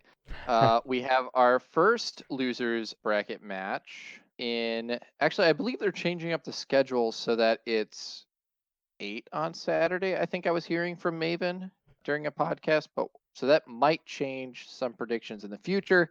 I'm just going to stick with it since I don't know if that's 100% confirmed Well, I at mean, this time. realistically, we aren't even sure if Atlanta's going to happen. But I mean, there's enough Yeah, that money is in true. this. There's enough money in the CDL that there should, like, Atlanta shouldn't be canceled. Like Yeah. Activision, like by all means, like get your shit together. But you know, anyway, losers bracket for Group A, Florida Optic Gaming. Actually, we are both different. I kind of want to talk a little bit about how much Optic has improved, and I think that comes into mind whenever you talk about the acquisitions in Slasher and Kenny with the Optic Gaming roster. Dashy is always going to be one of the best players in Call of Duty.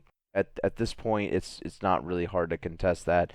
I think the biggest clutch factors are going to be whether TJ Haley shows up. JCap is still probably the worst player in CDL right now, but Slasher and Kenny and Dashy and TJ very, very easily could carry JCap to a win over Florida Mutineers.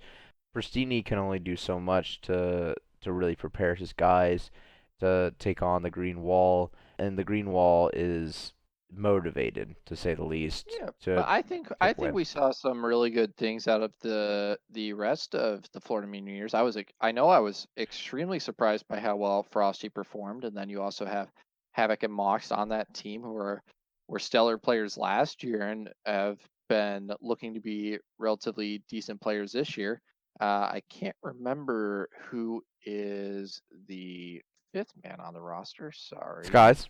guys. Yes, I guys. was Now I about to can say He's Skies. also really good, You mean at least last year, and he was you been mean looking the good this year. So clutch factor? Like it's nice to finally see somebody go from challengers to the pro league mid-season like Skies did. And there's no other guy that deserves to get that recognition. And he's really picked it up, and he's very smart with the search and destroy games.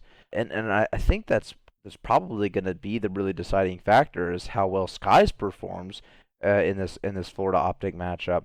We talk a lot about Pristini and how well he can command his troops to victory, but Skies is one of those guys that is really has that X factor, and we're going to be talking about him for the next 5, 6, 7 years as one of the premier players, and as a mutineer he definitely brings that X factor and that clutch ability to the Florida Mutineers that yeah, I think that. I think a couple of players bring that, especially in the S&D. I think this is a very good S&D team. They are 50-50 in it currently. They destroyed Seattle in Minnesota. Seattle obviously wasn't a good S&D team in Minnesota, and they still aren't a stellar S&D team, even though they've gone to a lot of round 11s. They did lose two S&Ds, but those were to the LA Grows, who I would consider a very good S&D team as well. And I think their domination definitely looked like it was their weakest game mode.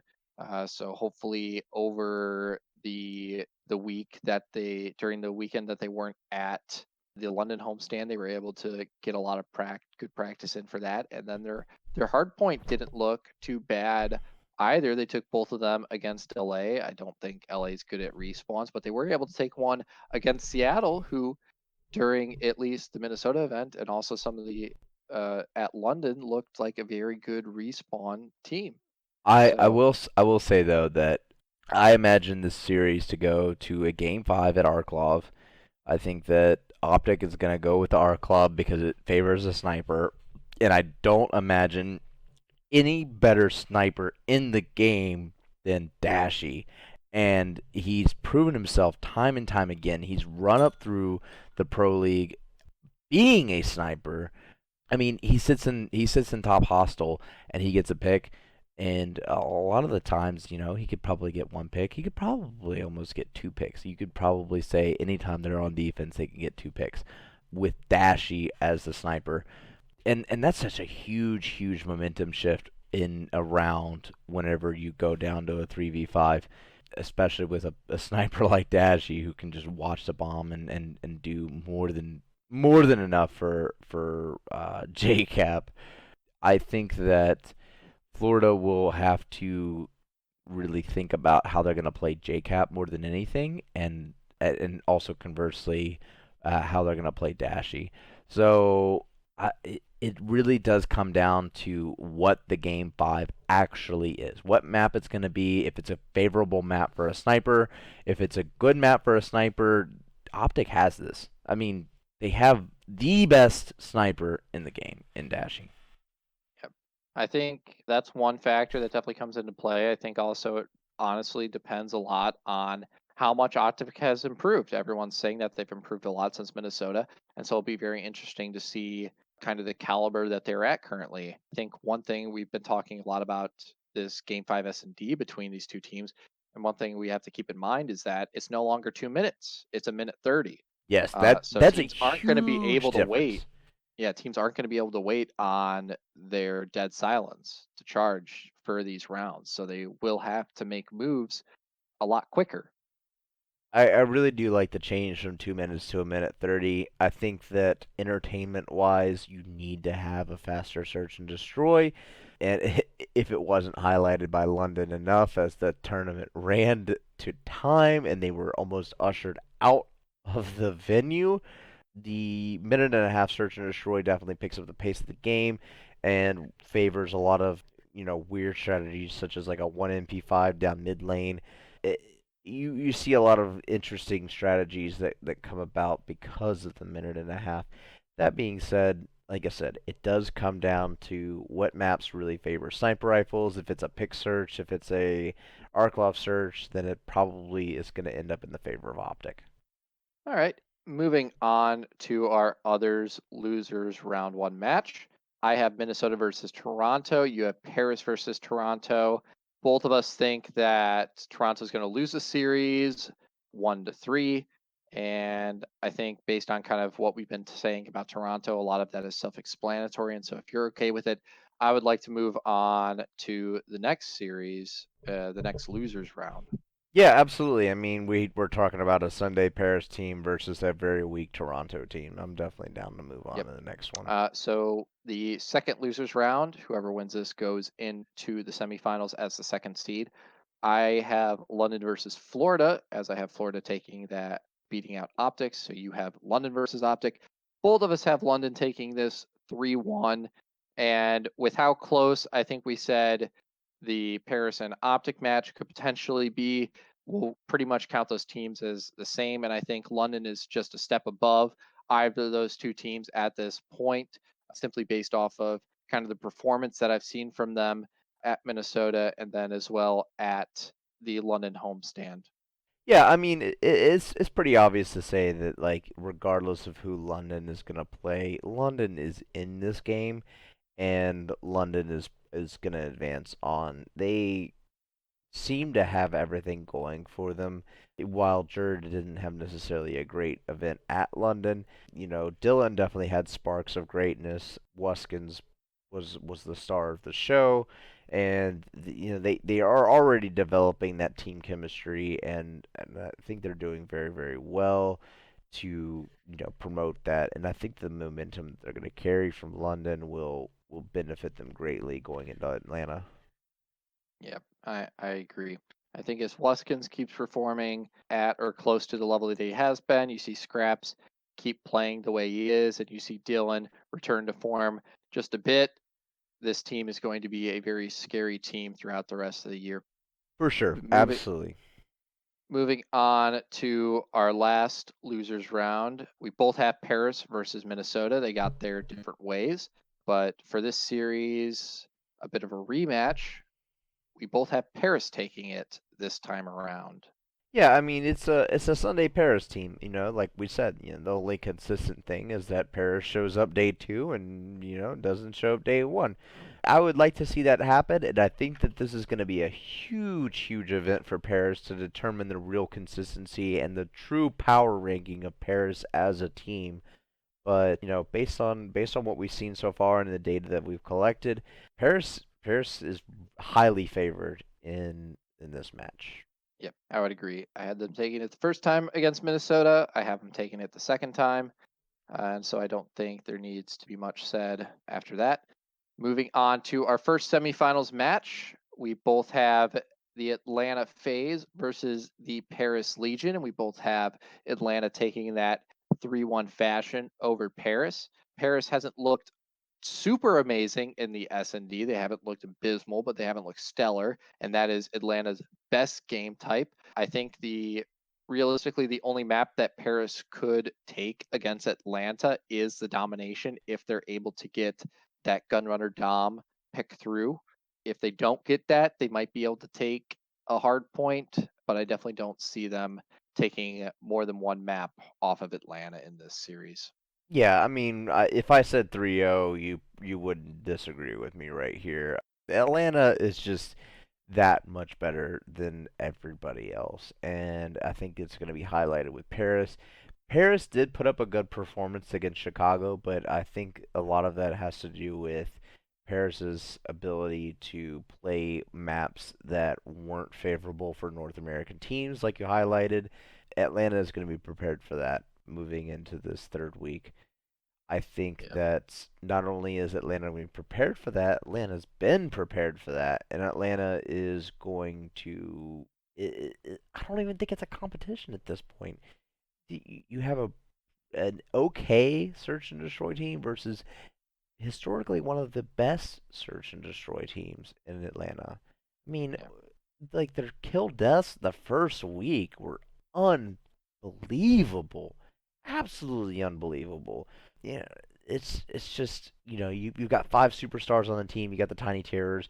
You've got all these accolades, and this is historically going to be like one of the greatest Call of Duty teams to ever play the game. So, I mean, without gassing them up too much more, like what more can you say other than Gratz Paris for taking a round? You know? Yeah. And one thing I do want to mention, I don't want to discount Paris because I do think when they are playing to the capabilities that we've seen them play to, they are definitely an extremely good team, looking like a top three, top four team at times. But that match against Chicago that they did play in the semifinals, Chicago hadn't played in super competitive match all day. They were probably just scrimming in the player lounge. However, Paris had already played a series that day, and so they were coming into that matchup against Chicago quite hot and already off of a victory on the main stage. So I do think that's something else to take into account. But with that said, we'll move on to our Chicago match where they will face up against the London Royal Ravens in our other semifinals. Both of us have Chicago taking this in 3-2 fashion over London. I think it's going to be an extremely close series, especially if London hits form against Chicago. However, I do think Chicago will take it in the end. They've simply looked too consistent and good in across all the game modes for me to honestly hand a victory over to London. Yeah, I mean, Chicago is definitely one of the top two teams. I mean, I don't know how many times in this podcast I've said it. I'm sure you're gonna put a counter down in the video, but No, that's too much editing. so so Chicago is one of the best teams in CDL right now, and they have a lot of momentum. It's very, very difficult to see them losing, even against a a good London Royal Ravens team. We go back to the whole, there's two different types of strategies in this game, and London capitalizes on one, and the other one is, Chicago's forte, and Chicago's strategy very handily and historically, with a lot of data to support it, beats London's game type, so or strategy per se, in most fashions. So while this will be a close game because London happens to have a lot of information against Chicago, and I think they're able to capitalize and adapt on it. Chicago is still just, you know, that good, you know. And so now we'll move on to our grand finals where we will see the promised matchup that I do hope we see in the Atlanta phase versus the Chicago Huntsmen. Both of us have Atlanta taking this in 3-2 fashion. I think it's going to be an incredibly close series. Pretty much all the maps I could see going 50-50. I think the one map that I'm going to give Chicago almost on a guarantee is the domination. I think Chicago will take that 100% over Atlanta. However, I do see Atlanta taking at least one of the hard points, and I think they'll take both of the S&Ds. While I do think Chicago has made drastic improvements in their S&D, beating out Dallas twice over the London event, Atlanta 6-0 Dallas. So they're that much better than Dallas in the S&D. Also, they got to literally watch Chicago play S&D throughout that entire London event, as well as their other game types. And they're definitely going to be able to come up with some strategies to counter what Chicago is doing on those maps. And with all of that, I think it will give Atlanta enough of an advantage to beat the Chicago Huntsmen in this series. I am 100% confident that this game will come down to the wire. It will be a game 5, round 11, 1 versus 1. It will be the closest match because I think both of these teams have what it takes to be the best team in CDL. This is exactly what the fans want. This is what everybody's asking about. They're like, all right, who is the best team in Call of Duty right now? And I think Atlanta will prove it, but they will only prove it so much because I mean, at the end of the day, whenever you lose a game or whenever you win or lose a game 5 round 11, it was that close to being, well, what if it happened like this? What if it happened like that? So, at the end of the day, these two are the top two teams in the CDL. They are by far in their own accord and in their own game types, the best teams as far as hardpoint goes for Chicago Huntsman and Search and Destroy goes for Atlanta FaZe. These teams just absolutely destroy everybody in the competition as far as that goes. Minus some some slip ups against Paris Legion for Chicago last week, but I really really do believe in this game, and I think that this is going to be probably one of the most exciting grand finals I've ever seen. If you guys aren't planning on watching it, if you guys aren't watching any game type at all, I don't know why you've been listening to this podcast this whole time, but if you're planning on watching any game at all, you have to watch this Atlanta versus a Chicago match because this is going to be the most anticipated match so far this week or this season. So I'm super excited for this. Yeah, and I think it's going to be even better since it's going to be in Atlanta. Atlanta will be in the file, hopefully. Atlanta also has the FaZe fans, and Chicago obviously has a bunch of the old Optic fans. So you got two incredibly large fan bases in the finals, and it'll be incredibly interesting to see which fan base is louder at that homestand. I think personally it's going to be 70% for Atlanta cheering wise, and I think it's going to be 30% for Chicago. I I would have said it would have been 50-50, but after seeing the Minnesota event and how many people came out and cheered for their home team at that, that swayed me a little, and so I do think that it's going to be 70% for Atlanta. I think there's a lot of Chicago fanboys because there's so many Optic fanboys. That being said, I mean you're not wrong. I think a lot of players or a lot of fans have really grasped on to the hometown feel. Oh, I'm in Atlanta. Oh, let's go cheer for FaZe and everything like that. So I think that's something that as sports fans we really gravitate towards. So you're probably not wrong. It's probably going to be closer to a 70-30. I'd like to say that's probably closer to a 60-40 than anything else. But I mean, at the end of the day, both these teams are just super stellar, and they deserve every single fan that they have. Yeah, I'll meet you halfway, 65-35. 65-35. You heard it here first.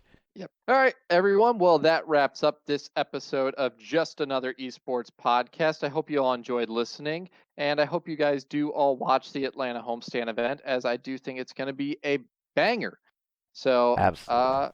thank you all for listening, and see you next time. All right. Peace, everybody.